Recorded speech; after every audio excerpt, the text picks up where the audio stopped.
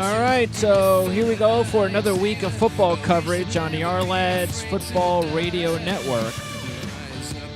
It's Tuesday, November 13th, 2018. We're going to talk some fantasy football coming up here in just a couple of minutes with Scott Engel from RotoExperts.com. Dave Cokin from Covers.com will join me a little bit later on. We'll take a look around the NFL, the playoff race in both the AFC and NFC, and also the latest on the playoffs in college football.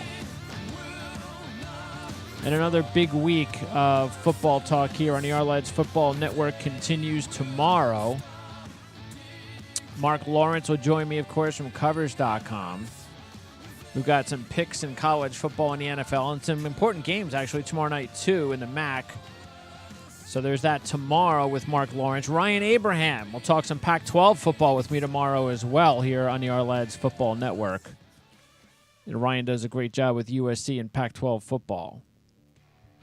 So that's tomorrow. And then on Thursday, Jerry Radcliffe and I will talk ACC football. We're going to talk a little bit about Georgia Tech and their hot streak in the ACC. And we're going to get a guest on to talk Louisville football with Bobby Petrino, fired from the Louisville Cardinals.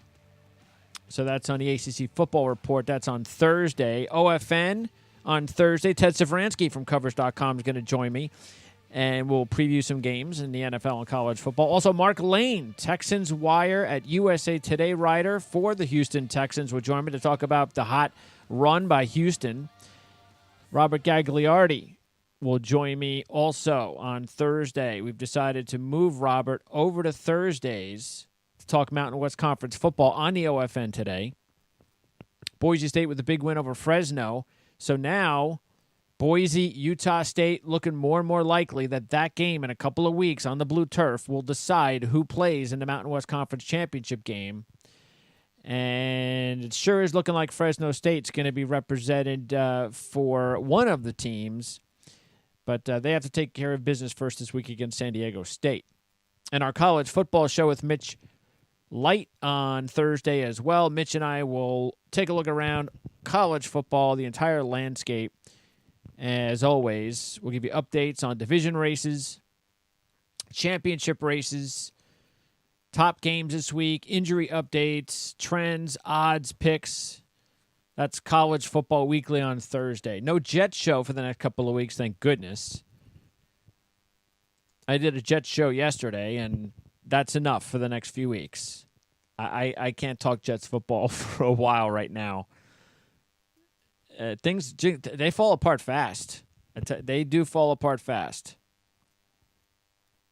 You know, being a fan right now of my teams is not easy. Not easy. I just lost, for my basketball team, just lost their best player, Karis LeVert, last night. I mean, I was sick. Absolutely sick. Finally, years. It took years to get our draft picks back. Years before we were actually going to be contending for a playoff spot. We actually have got a superstar on the rise in Karis LeVert. Finally, everything is starting. Finally, after years of waiting, finally the uptick begins. And then Karis LeVert suffers the injury of injuries. That's on a different topic, though. But just to tell you where my frame of mind is, I mean, I've had to deal with too many injuries in sports lately. The Washington Nationals season, marred by injuries. Can't even make the playoffs, for crying out loud. Then you've got my Vancouver Canucks. Brock Besser last year, out after a blazing start in the first couple of months of the season. Out for the year.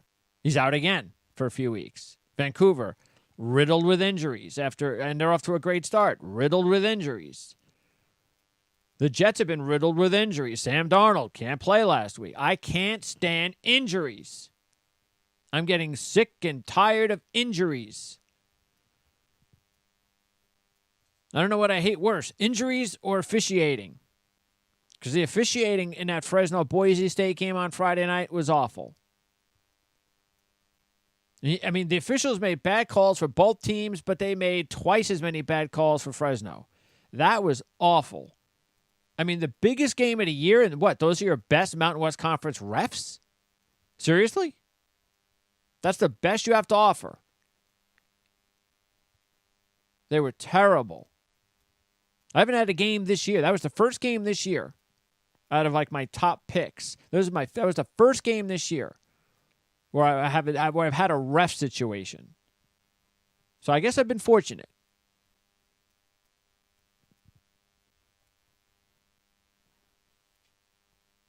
You know, it's funny. First, I had the TV on like I always do when I'm working in my office, and I had First Take on, and they started the show with the Giants and the Niners last night. I mean, really? Really? I mean, do you not know enough? Do you not have enough of a variety of sports in your life to talk about that you have to start your show with the Giants and the 49ers? Really? The Giants and the 49ers. Who, I mean, if it was the Jets and the 49ers, I don't even know if I would have watched the game. I mean, if Josh McCown was my quarterback, I probably wouldn't have. But the Giants don't have Kyle Oleta starting. They have Eli Manning. Oh, look how happy Eli is after the game. He said it was fun playing in the game. Oh, that's great, Eli. I'm sure the Giant fans they're touched by those comments because they all want you to play. They all knew. See, this is what happens sometimes, and it kills you as fans because Giant fans, who I'm sure a lot of them out there, figured, well, if Loletta never screwed up with the cops with that stupid situation, that he probably would have started last night, and fans could have at least got an opportunity to see, is this guy going to be part of our future, or do we have to pick a quarterback in the draft, or go after Teddy Bridgewater, one of those guys next year in free agency. And what happens? The kid gets in trouble. Okay? So, all right, you figure, all right, well, I got Eli Manning for one more week, whatever. All right, here's your last game. Just go out there, Monday Night Football. Okay, fine. And then he plays the best game he played probably this season. And so I'm sure Giant fans are going, they're not going to sit him now. That's it. He's going to play another week. And then watch. Then, actually, who are the Giants playing this week?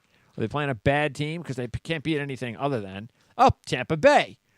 So just imagine the Giants going a 2-game winning streak. That means you probably are not going to get rid of Eli now for another month. All because Kyle Lauletta got in trouble with the cops, and Eli happened to play his best game at the right time if you're an Eli fan, at the wrong time if you're just a Giant fan that wants to move on. I mean, look, I know the experience as a Jet fan. I mean, Giant fans had Lauletta. I had Geno Smith. I wanted to see, Geno Smith finally get an opportunity to play and start, and he's got talent around him. Okay, we're going to find out about Geno. He goes out there, he played about a quarter, and he got hurt, and he was done. History for the Jets. And before that, of course, he had the incident where he got punched. And that ended his season. The year before. So I know how it feels to be. I've been a part of that for a long time. Okay, in the NFL, Thursday night, Green Bay, Seattle. So we'll talk about that over the next few days. Packers are back to 500. Seattle, a game under 500. But look, Seattle, if their last 3 losses, Seattle have been to the Chargers and twice to the Rams.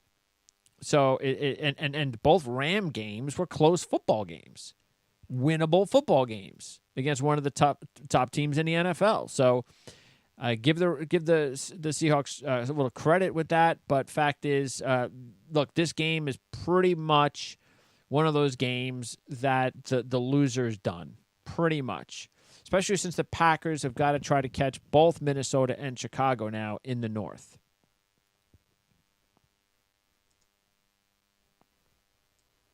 Now, I was reading, did you catch probably not, did you catch the article, Mike Florio's article on Pro Football Talk regarding don't blame John Gruden for the Khalil Mack, Amari Cooper trades? And this was Mark Davis, comment by Mark Davis, the owner. And I love this because this is what I've been saying all along. This is what I've been telling everybody. All the bashing of John Gruden by the national media Didn't matter what network he was on, even ESPN. He used to work for ESPN. It bash, bash, bash. Now, what did I say? Stop bashing John. They're doing it because they're jealous, number one. And number two, well, it could just be they just don't like him. But number two, they're doing it. Actually, is there a number two? I'm trying to think if there is a number two. Jealousy might just be it. Or also, it could just be the fact that they just don't know what they're talking about.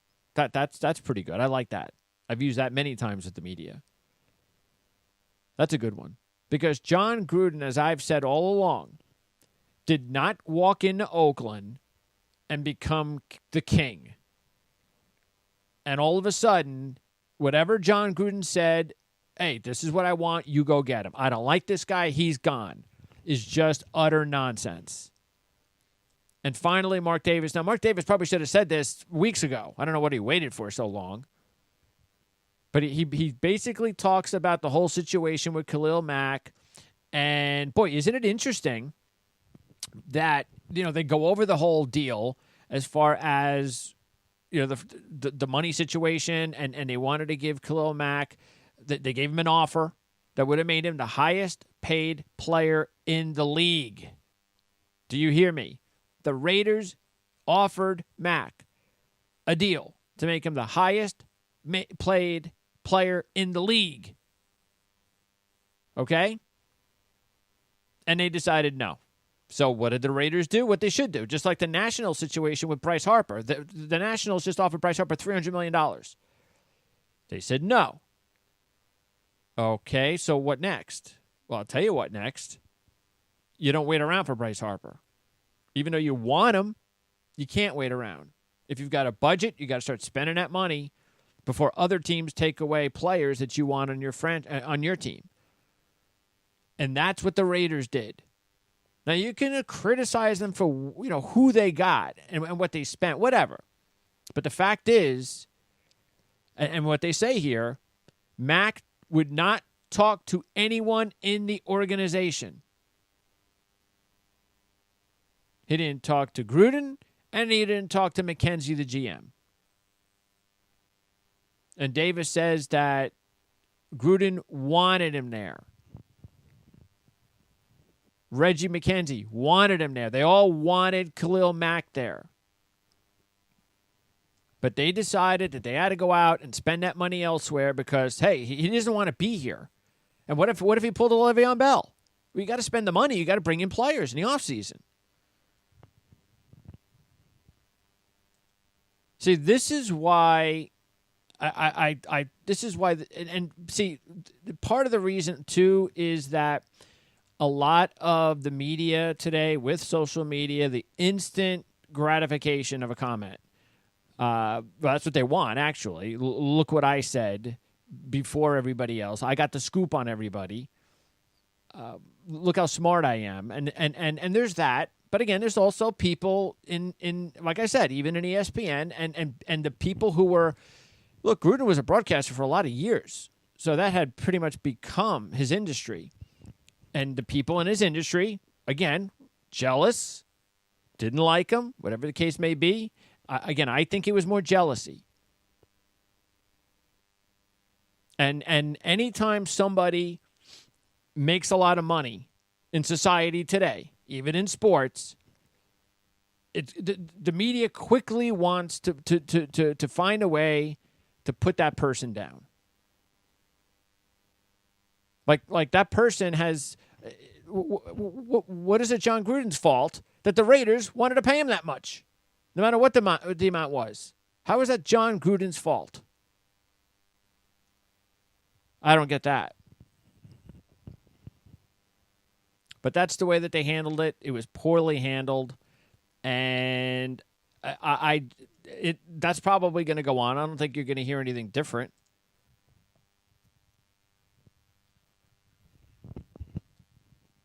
Hold on one second.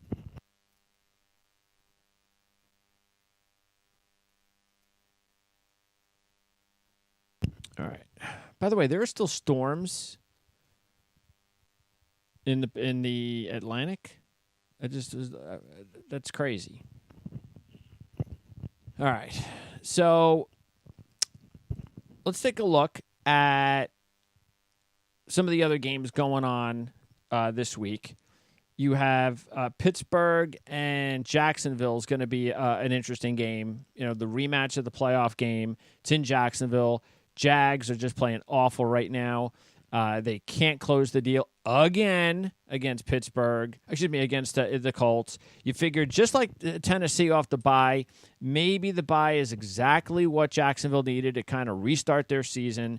But here's the problem with Jacksonville, and it occurred again in the game last week. They lost, Brandon Linder's dealing with a knee injury now.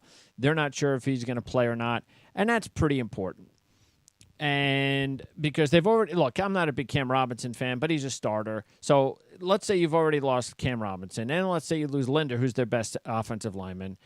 They're playing without Fournette for pretty much the whole season. You lose another running back. You lose your top two tight ends. You lose a receiver. You lose a couple players on defense. They went ahead and traded a guy on defense. By the way, it looked like a good trade, the Dante Fowler trade. And I'm glad the Jets didn't make that trade. Good. Because that looked like Dante Fowler appears to be like another Sheldon Richardson. And the Jets don't need another Sheldon Richardson. A talented player, but a goofball. And on the field and off. I don't know about off with Dante Fowler, but on, yeah, he looked, he almost single-handedly lost that game for the Rams. So they can keep Dante Fowler. But there have been so many, all of those players that I've mentioned, injuries, trade, all of those players were with the Jags last year, and they came real close. Now, those players are gone. I don't say things about injuries every year and predictions for anything. This is why I say it. I mean, I probably even shouldn't because it should be commonplace by now, but I got to remind everybody that there are certain teams. Now, look, the Eagles, you got to give the Eagles a lot of credit because the Eagles did something last year that is just so rare. It wasn't like they were completely healthy either, and they just lost their quarterback. But not only did they win a Super Bowl with their backup quarterback, which just doesn't happen. I think it's only happened a couple of times ever. But they had a lot of other injuries. And we're not talking about a team that had been, some sort of juggernaut in the postseason for years. So that really was a surprise, a big surprise. That just doesn't happen again a second year. That just won't happen again for a while, probably another 10, 15 years before a team can do something like that. And you're looking at Jacksonville headed in the wrong direction. And I don't think it's going to stop. I mean, you got two teams in opposite directions. Pittsburgh's a 5.5-point favorite in this game. They got revenge in the game as well. Man, I'd be all over Pittsburgh in that game right now. I know it's early in the week, but I'm pretty much going to be all over that one. Joe Flacco, we got to deal with Joe Flacco and whether or not he's going to play and whether Lamar Jackson is going to get the start. I mean, seriously, Lamar Jackson? Look, I know Harbaugh's not going to say anything until or if Joe Flacco doesn't or, ruled out, whatever. Fact is, no way can Lamar Jackson start. There's just no way. And I don't think it's going to happen either, especially with Harbaugh needing to win football games. I mean, look, if Harbaugh starts Jackson, I'm going to be shocked. Shocked. For that exact reason. If Harbaugh was a first-year guy, okay, yeah, I could see him starting Jackson. There's no way Harbaugh is starting Jackson. No way. RG3 is a better quarterback anyway right now, and he's got to win football games. And it's not like Flacco's out for the year. So even if he misses a game or two, you start RG3. RG3 can win a game or two. And you know what? It'd be nice for RG3 anyway. It'd be good for his career. Get in there. Look good in limited time. Give yourself an opportunity that maybe another team next year will want to bring you in and start. Because there's still enough teams in the NFL that are just not very good at quarterback. And if RG3 can prove that he can play and start in this league, and he's still young enough, then that's good for the league.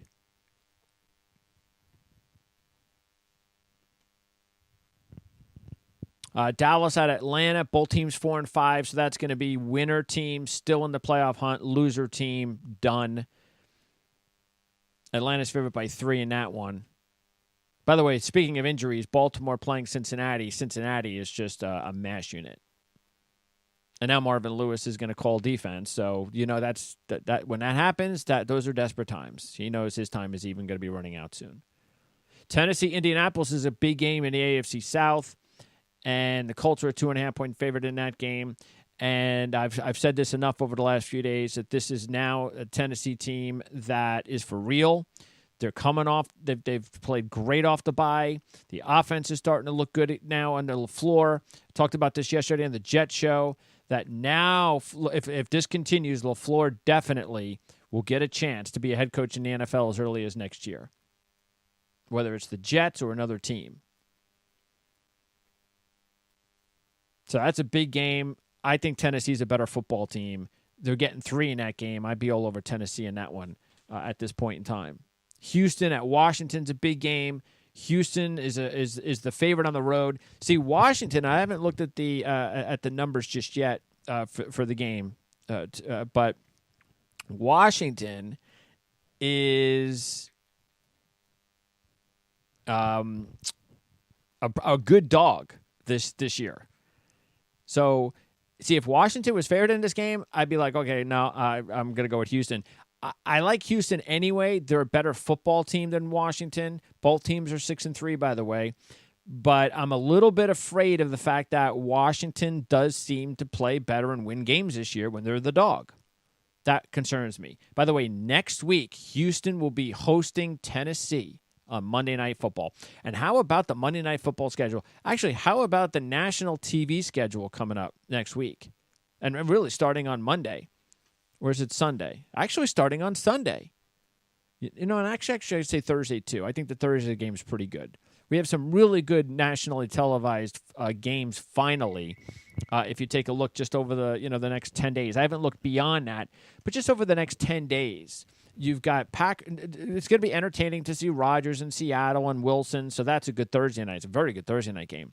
Then you're going to get the Monday night game. You're going to get the Sunday night game, where you're going to get the Vikings and the Bears. So that's a good one. That's a huge game in the AFC North. Then you get the monumental Monday night game with the Chiefs and the Rams.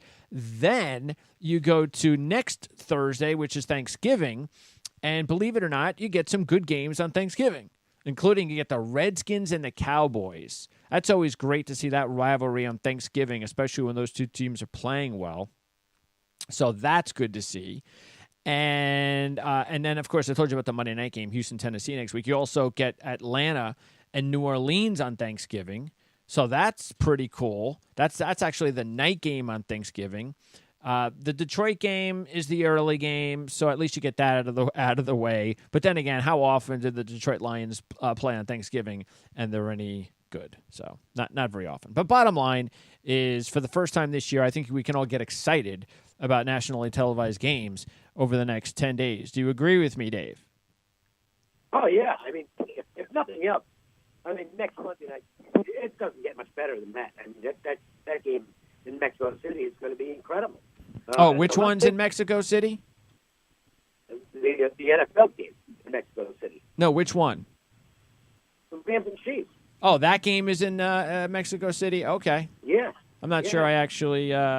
Well, I guess considering it would have, L.A. probably, even though Kansas City wouldn't have had the fan base of the Packers, still, the Rams are still one of those pretty weak home teams, so why not have it in Mexico City, I guess. So that's not bad. Well, look, one thing, though, I think it's the highest total we've ever seen on an NFL game.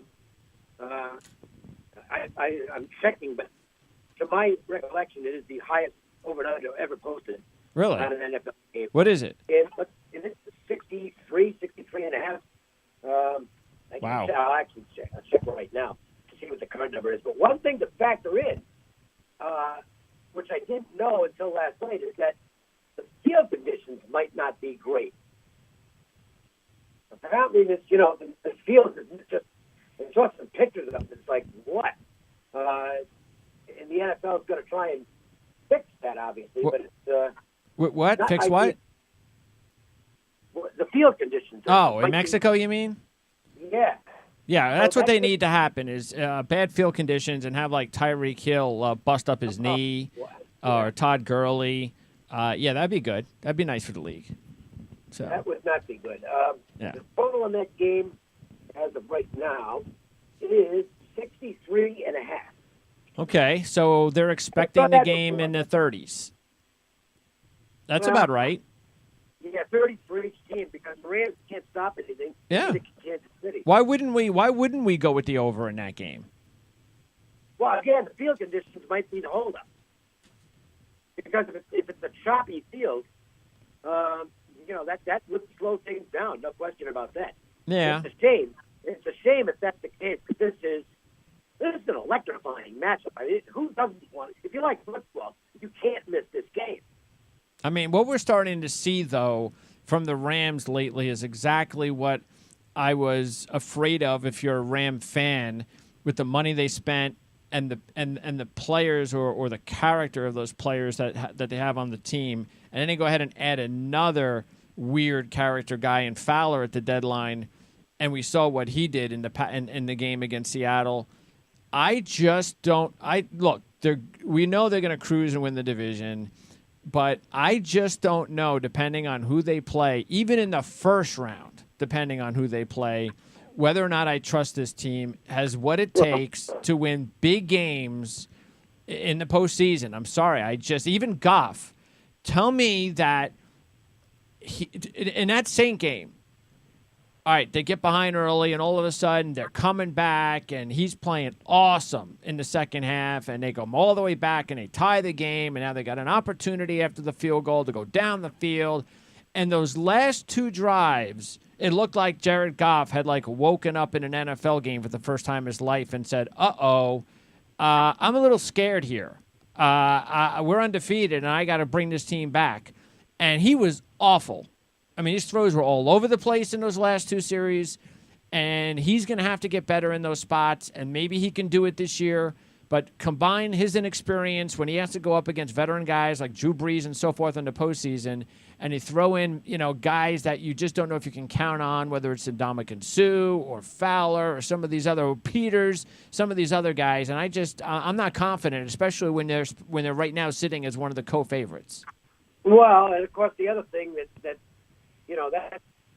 that's theory and opinion, and we'll see what happens. But what's not theory or opinion is Cooper Kupp is out for the season, and that's terrible. That's a big loss. Yes, throw that in there too. That's even worse. Yeah, because they don't have depth at receiver once you get past Cooks and Woods. Well, the thing of it is that his lack of presence on the field is going to make it easier for defenses to close down Woods. Sure. They really can't double team him, but without Kupp on the field, that might change. The Saints have taken over as the number one power-rated team in the league anyway, and I had them last week. Yeah, Cincinnati. I didn't care about the situation at all. It was the only NFL game I played, and doesn't get much easier than that. They are firing on all cylinders right now. The defense looks okay, and the offense looks unstoppable at this point. Yeah, they're in a zone right now. There ain't no question about that. They're in a complete team zone. I agree. At this point, right now, today, they're the best team in the NFL. But the season hasn't ended today. So I mean, because that's the thing. Are they going to play like this once we get to the postseason? Are they going to deal with any injuries once we get to the postseason? But I agree with you. As of today, they're the best team in the NFL. That includes the two teams that are playing on Monday night. I actually like the Chiefs in that game. And again, the Rams are just something about, look, you got to give them credit for winning these games, except for the Saint game, and they're just a very talented football team. But I think, especially after what happened with the Chiefs in their only other big game of the year, they lost it. I think they're going to win this one because they can't lose a second big game of the year. So I'm going to go with the Chiefs in that one. Well, yeah, it's a proving ground game for them. And the Rams are not playing their best football coming in. So, I think you can, on current form, look at that. I haven't made a number in the game yet, so I'm a little behind on my NFL this week. But so I'm not going to lock myself into an opinion. But certainly the Rams, I think even the most ardent Rams fan would admit the last couple of games haven't been great. And one thing to factor in is the Rams have a lousy point spread record. So that's true. they're doing what they're supposed to do. Yeah. But they're not even doing it. They're not doing it in spectacular fashion. Yep. Because they're not covering any of these games. That's right. Interesting that both of these teams, I guess because it's Mexico, they'll both be on the byes after this one. Not that it's, Mexico. I don't even know. That's not even a big trip. But both teams are 9-1, so it's a great game. And so we'll look at... No, they won't be on byes. The byes are done. This is the last week of the byes, I think. No, I didn't see that. I was looking for the games. I don't know why I was looking for games on them for week 12. I didn't see it. No, actually, you're right. No, that's correct. Kansas City, my mistake. The Kansas City and Rams will be off on Thanksgiving. Are they the only two teams that are off? Yes. Okay. And that's the last. And that's the last one. Okay. So yeah, that's what I was saying. It was Mexico. It's not like it's Europe, but whatever. Okay. It's still 9 million miles above sea level, and it's going to be a draining game. Sure, and it's a Monday night, so that's fine. As far as the playoffs are concerned, and so we know the Rams, we know the Saints, and that's really all we know for sure in the NFC. The way it's looking, you're going to tell you, it's getting. If the Bears win this weekend, they're in. Well, yeah, if they win this weekend, sure. Yeah, they're looking more and more legitimate to me. Now let's see what they do in a pressure game, obviously. But when you look at their 6-3 record, they had the blown lead against Green Bay where they got caught up in Aaron Rodgers coming back on the field on one leg and played not to lose, which young teams will do. They had the game against Miami, which they clearly should have won, a fumble in the overtime at the goal line cost them the game. And they only lost by 1 yard to the New England Patriots. This team's not far from being 9-0, which is amazing. I think the Bears are a legit team, and they're getting better and more confident. Well, this is, but this is definitely one of those situations where they're at home. They're going to need to prove it because they have recently their wins have all come against sub-500 teams. So this is their opportunity at home in first place. Like you said, pressure situation. They're the favorite. Go ahead and get it done and prove to because they do that. And even though they're not mathematically in, I think we both agree confidence-wise and for them to put their stamp on their season that we've got this win against a real quality team and the way they're playing that they would definitely clinch pretty much an unofficial playoff spot with that win. Yeah. If they lose, that's another story. And the Packers win on Thursday, then we've got which I think is going to happen. Then we're going to have a nice little race there with the Bears, the Vikings, and the Packers. And, boy, I don't know where the Packers would be today if they just had a different head coach. It's funny. They were showing on the Dolphin game. I don't remember. Rodgers must have did something. And maybe it was just a win or I don't know. But they showed this graph about quarterback and coach combination. It might have been wins. I don't know. And he put McCarthy with Rodgers. Please don't do that. Please do not put McCarthy next to Rodgers like they're some sort of great duo. That's like putting Dalton with A.J. Green. Please don't do that stuff, okay? Because it's unfair to A.J. Green and Aaron Rodgers. But anyway, I like the Packers because they are playing really good football. The way that they lost those games to the Rams and the Patriots, and they responded beautifully. And also, again, because I've been saying for the whole season that they should have been playing Aaron Jones as the primary ball carrier. It took them it took Ty Montgomery, ridiculous decision for them to get rid of him. That opened up time for Jones, but I also got to give McCarthy a little bit of credit because he still could have went back and forth with Williams and Jones in the Dolphin game, but he didn't. He basically went all in on Aaron Jones in the Dolphin game, and that's what you got, a great performance from Aaron Jones, and that is going to give Aaron Rodgers a great opportunity to pass the football when you can run the football effectively as well. Yeah. Look, they're a solid team. They're a veteran team, and they've got the difference maker at quarterback. It's a quarterback-centric league, and when you've got somebody as good as Aaron Rodgers, who's an all-time great, he's going to find ways to win games, and he'll likely have to do that again on Thursday at Seattle. This is going to be a Rodgers game. If the Packers pull it out, it's going to be because he did something great, and that's certainly, I won't even say a possibility. It's probably a likelihood. He's just an absolutely phenomenal football player. All right. Meanwhile, who the heck knows what's going to go on in the NFC East? But the Redskins do now have a 2-game lead, even though that could quickly go away because they have Houston this week. But as I was saying before you came on the air, this is where the Redskins want to be. They're the home dog, and they've been a really good dog team this year, haven't they? Well, yeah, but they're not good. They don't play well at home, and I love the comment from Norman after the game this weekend. He said, I'd be just as happy playing all the games on the road. He really ripped the home fans for booing them all the time and not really having their backs. And we'll see how the Redskins fans respond. Yeah, but they've been a good home dog. Well, yeah, I don't know. I mean, they beat the Packers. They beat Carolina. I mean, yeah, when you lose games at home as a favorite, it makes you look like you're not playing well at home. But the fact is, they're a home dog again. And I believe they've won and covered both of their games this year as a home. Yeah, they're the phoniest 6-3 team you ever want to see. I tweeted well, that's what we'll find out on Sunday, because Houston's a better team than they are. After the game on Sunday, I tweeted, the Redskins are now 6-3, and their power rating remains somewhere between LOL and GTFOH. They're just completely phony. It's just that division stinks. The Eagles bear no resemblance to what we saw last year. The Cowboys are just a so-so team, and the Giants are terrible. So the Redskins are on top, and maybe they win the division, but they're not scaring anybody.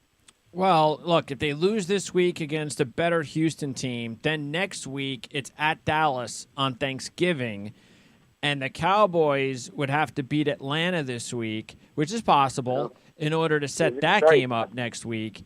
And that would be even that much bigger because I don't know. The more the Eagles keep doing this, look. All right, go out, beat the Saints, and then we can talk. But they're dealing with injuries too. I mean, they've had injuries last year. They have injuries again this year. Sooner or later, that catches up to you. Well, look, they're just not playing anywhere near what they did last year. I think the first couple of games, all right. That's they're coming off the Super Bowl, and you kind of expect that. But it's 9 games in now, and they're 4-5, and they're not even an impressive 4-5. So I'm not going to say that there's not going to be any chance that they can get it rolling down the stretch, but they're just not the same team they were a year ago. And this far into the season, I think that's a statement that can be it's a declaration rather than an opinion. They're just not anywhere near the same team. And I'll tell you what, they just weren't good at all against Dallas. No, it was terrible. The Cowboys were clearly the better football team in this game. Yeah, that's the whole thing with whether or not, again, you got Super Bowl hangover, you've got key assistant coaches leaving, you've got injuries. We don't know which it is. I'm not going to sit there and say it's one of the three, but probably a combination of all three. And that's just what they're dealing with. I mean, last year they got on this great roll, and it continued after Wentz got hurt, and Nick Foles put together what I still believe will be the most improbable playoff run of my lifetime, because Nick Foles is a backup quarterback. He just had the window of a lifetime. Sure. It was unbelievable. I wonder. Would you in any way, if they were to get beat up by the Saints and they don't do anything on offense, do you think they would even consider playing Foles? No. I mean, Wentz is. I know he's not having a phenomenal season, but Wentz is their quarterback. And sure. Nick Foles. I'll never be able to explain how what happened last year happened. He's a backup quarterback. He's not a starting quarterback in the NFL. And backups aren't supposed to have runs like that, but he did. All right, in the AFC, with the Bengals and all their injuries, they're done. Baltimore, unless they get things going and Flacco's healthy, because, as I was saying before, there's no way they start Lamar Jackson on Sunday. There's no way. So, and RG3, I'd like to see RG3 play anyway, because I think he deserves a chance to play again. And I like to see what he can do. But no, you can't start Lamar Jackson. I mean, if Harbaugh was in his first year, you could. But he's going to get fired. Why would he start Lamar Jackson? For what reason? I don't think Harbaugh cares at this point. I think he knows that he's going to be coaching someplace else next year. And I don't know. Has Griffin even seen the field? I think Flacco will find a way to play. But if he can't go, I think it's going to be Lamar Jackson. And I can't good imagine luck with that offense. Yeah, who are they playing? So I could take them. Seriously, because Lamar Jackson is the least qualified of the rookie quarterbacks to play. So who are they playing this week? Cincinnati, another injury-laden team. They might be able to win that. Nah, that might be the not Lamar Jackson. No, no. The Bengals are, I wouldn't pick Lamar Jackson and the Ravens against the Raiders. Okay, so no, Lamar Jackson is not ready. The only way they win with Lamar Jackson is like 6'3". Tony, he's not ready. He is not ready. Absolutely. No, he's not. But they'll run the ball all day if he's out there. Well, that's what I'm saying. If they can win an ugly game, that's it. Yeah, well, it's a win to win. Although I do think the Bengals might be embarrassed enough of what took place Sunday to be a live dog here anyway. Do the Bengals own the Ravens even in Baltimore? What's that? Do they own the Ravens even in Baltimore?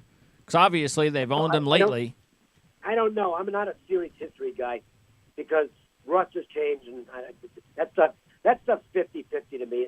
It looks good when it wins. It's like, well, you see, they've dominated this team forever, and then when it doesn't win, it's like, well, what happened? So I just look at the games individually, and I kind of dismiss the history. And this game, I can almost guarantee I won't be involved in the game.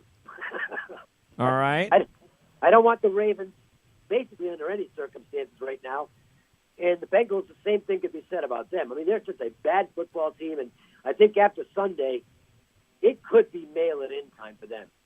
And so right now we know it's going to be more than likely just one team in the North, one team in the East. So that means that, and with the Chargers and Chiefs in, and say it's probably this game this week it could very well decide who the other team is to make the playoffs in the AFC. Is that Indianapolis-Tennessee game? Now I think it's Tennessee, and I think they're going to win. I'm happy I'm getting as close as 3 points. And I think that game next week at Houston on Monday Night Football will be the battle of the two best teams in that division. And I think both Houston and Tennessee will be in the playoffs. I'm not trying to put anything down on the Colts because I think the Colts are definitely worthy of where they are right now. Luck, it's good for the league that he's back and he's a great quarterback. But they're not where Tennessee is right now. And Tennessee looks like they're ready to go on a roll after the bye. So that's the way I'm looking at it. I don't know if you disagree with me. No, look, the Titans are gaining confidence. Marcus Mariota is finally starting to turn the corner. Yeah. It's taken a while, but it takes some time for quarterbacks most of the time. And a new coordinator. It takes time. And not all Patrick Mahomes. He's been good. They've tailored the offense to his strengths, and the defense is really good. And look, I know it's just one game, but that was impressive against the Patriots. And I know New England was flat as a pancake going into that game and did not play well. But the fact is, the Titans actually should have one more win than they have because they should have beaten the Chargers in London and came away with a 1-point loss when they missed on the 2-point conversion at the end of regulation. The Titans look like a good football team right now. Yeah. And Houston, I was not convinced early, but I'm starting to become convinced that O'Brien's got the team playing its best football right now. And those two teams look like playoff teams. Well, you know what it is, and I'm going to have, again, as I mentioned earlier, I'm going to have Mark Lane on, who writes for the Texans on Thursday's show, is that from what I've seen, it all of a sudden that offensive line's played well. And now, has it been a scheme change? I know they took one of the rookies out, and that can sometimes, you take one guy that's really bad out of an offensive line, sometimes that could be a big difference. I get that. But I've noticed that, again, maybe there's a little bit of a scheme change where they're being more committed to the run. It seems because they're doing a really good job running the football. I'm going to tell you what the change is. It's an attitude change. And we saw it on one play on Sunday. And this was right after the Patriots had run the trick play with Tom Brady going out and catching a ball as a receiver. And the Titans got the ball back. I was talking about Houston. Oh, I'm sorry. But what were you saying? What were you saying about Tennessee? Go ahead. Well, I was just referring to the play where right after they had done that with Brady, the Titans came back and said, "Oh yeah, well, we'll run a trick play. We'll send out Mariota as a receiver. I thought that was an attitude statement by the Titans, and that's an attitude statement that's made only by good football teams. So they believe in themselves right now. Houston is certainly playing better than they were when they lost 9 games in a row, and they're on a nice winning streak right now. I'm not as convinced with them, to be honest with you. I need to see more out of them in a quality game where they need to come through. So, well, I think what the difference is, though, for sure on defense is having J.J. Watt and Jadeveon Clowney healthy, which hasn't been very often. So that's helping them on defense. They have Deshaun Watson healthy. That's huge. And then again, as I said, but the biggest difference to me has got to be the offensive line, because they're running the ball, they're opening holes. So they've figured out a way. They're still not very good in pass protection for what I see, but they are running the football, and that's huge. They've got one other thing. Hopkins might be the best receiver on the planet right now. True. He is. Yeah. He is. I mean, you thought when Fuller gets hurt, oh boy. I mean, that's, they're going to double team. They might even triple team Hopkins. Yeah. Doesn't matter. He catches the football anyway. This guy he's the most underrated player in the league. Yeah. Everybody wants to talk about, I mean, every week you got to hear something about Odell Beckham. And it's like, excuse me, but shouldn't we be paying attention to Hopkins and not Odell Beckham, especially with the Texans actually playing good football?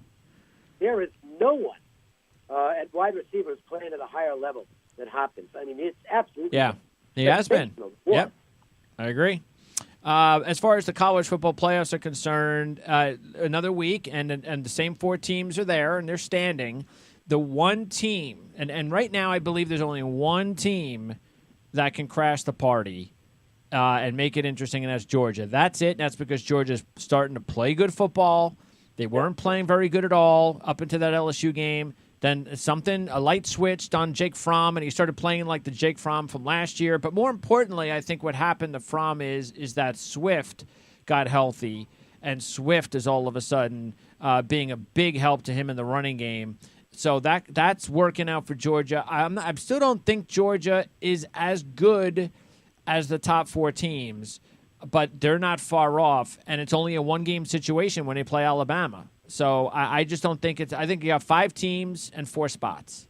Yeah, the problem is, I mean, Alabama is ridiculous. And I don't know how Georgia beats them. Alabama's going to have to play a really bad game to lose to anybody. I've got them 10 points ahead of Clemson now. And Clemson's my number 2 team, and it's 10 points on my power rating. So they're going to have a collectively awful game by their standards to lose to anybody.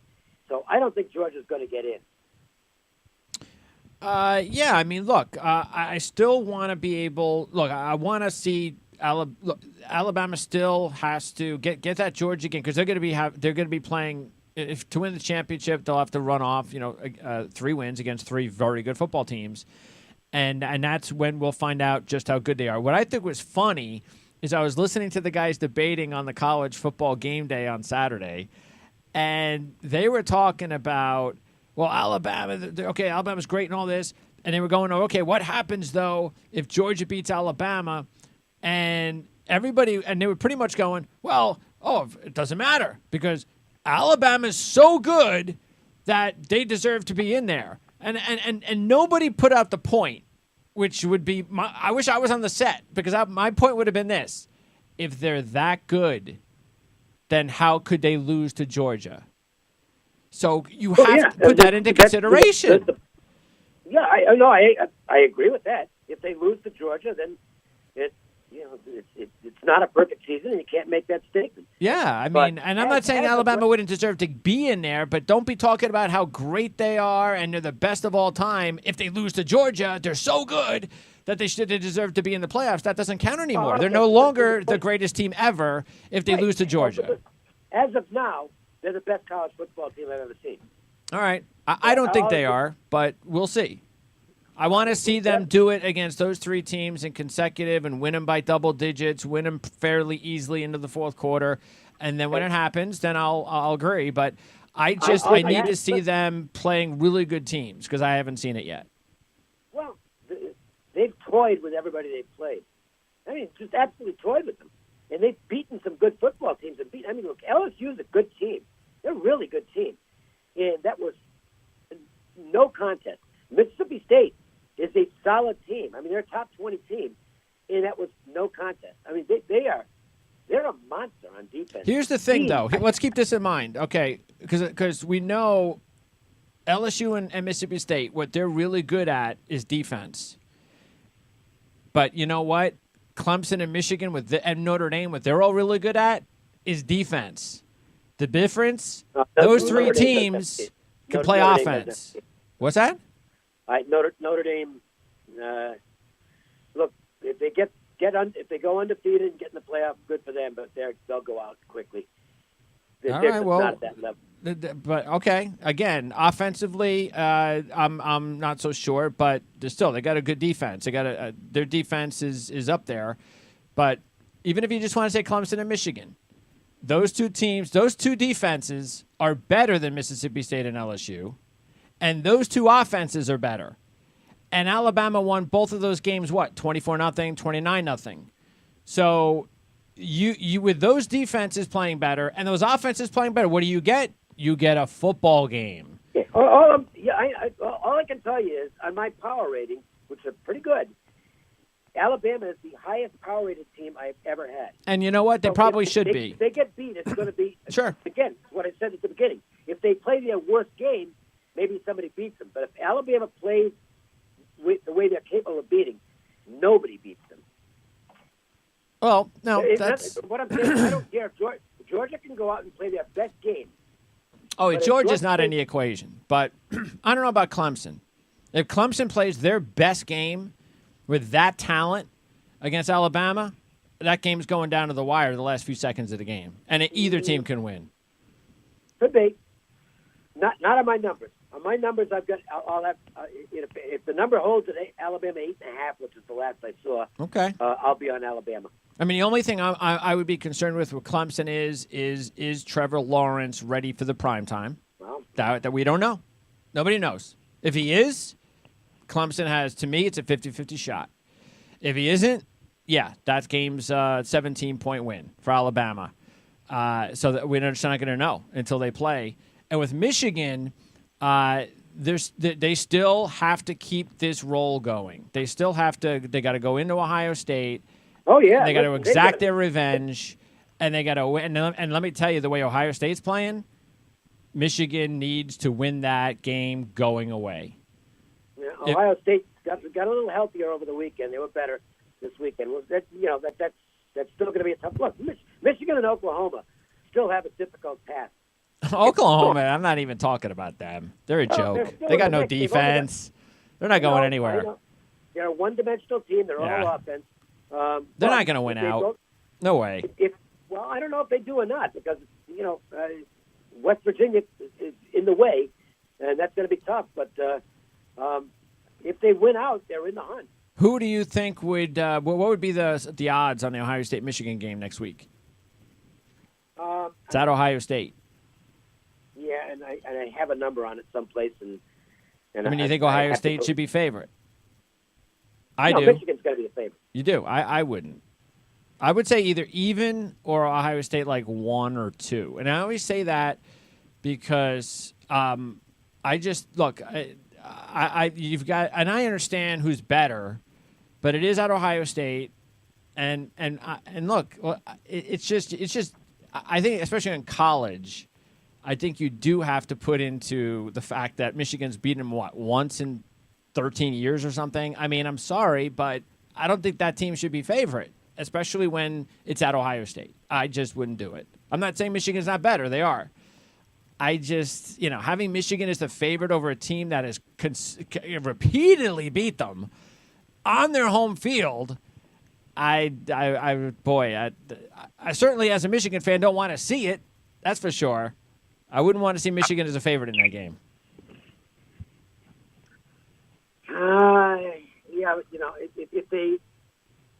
If Ohio State is the favorite in the game, they're going to get some lopsided action.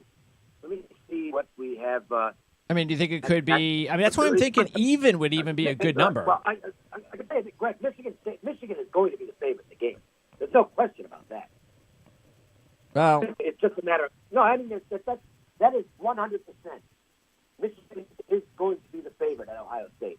And they're probably going to be favored by 3.5. all right. Well, you can take that debate. I mean, I might not always pick winners, but I can tell you. When was the last time Ohio State was a home dog? I have no idea. Probably before Urban Meyer was there. They are 100% going to be home dogs in this football game.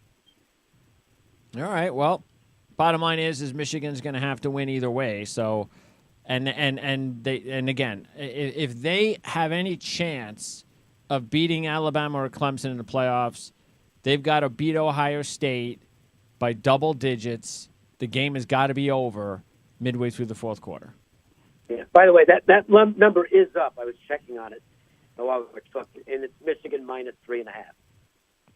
And you think that that's not going to move then towards Ohio State? You think that's going to stay right there, 3.5, 3? Yeah, I think it'll stay in that range. Yeah. I think the public's going to line up on Michigan. So unless there's wise guy money on Ohio State, could get to 4. I don't think it crosses 3. Yeah, as a Michigan fan, having them favored at Ohio State, I'm not happy about that. Well, they're not going to make it easy for you. No. Michigan's just better than Ohio State. No, I know that. But still, rivalries in college football. That don't mean nothing. Oh, yeah. That don't mean anything. Listen, all the pressure's going to be on Michigan. Ohio State's going to be insulted about being a home dog. And absolutely. Yeah. Look, I'm not going to tell you that Ohio State can't beat them because they can. Sure. Absolutely. Ohio State's going to come in with a real chip on their shoulder in this game, and if they get ahead early, Michigan's going to be in trouble. Yeah, probably will. All right. So, Dave, appreciate it. Looking forward to the rest of the season. Should be fun, especially starting next week. These rivalry games begin, just like Michigan and actually USC and UCLA this week, right? That's a rivalry game. Yeah, I guess it's a rivalry. Well, you're out west, so that means something for the Western folk. We also got that Washington State game next Friday. That's going to be the Apple Cup's going to be something else this year because those are two pretty good teams. I mean, it's such a bad year for both USC. I mean, UCLA was kind of expected; they're in rebuilding mode, but USC is a big flop. Yeah, Clay Helton's going to get fired. Yep. And I think the game that sealed his fate was this past weekend. They're up 14-0 against Cal, and Cal's okay, but they're just kind of a young team that's trying to get better. And I mean, USC was so bad the rest of that game. I don't know where the interest level. There's no buzz about it out here. Yeah, it's just a game between rivals. And, sure. And two teams that are going nowhere. And right now, the big topic of conversation with USC is who's going to be the next coach. Yeah, Washington State is just like Michigan. They can't beat Washington.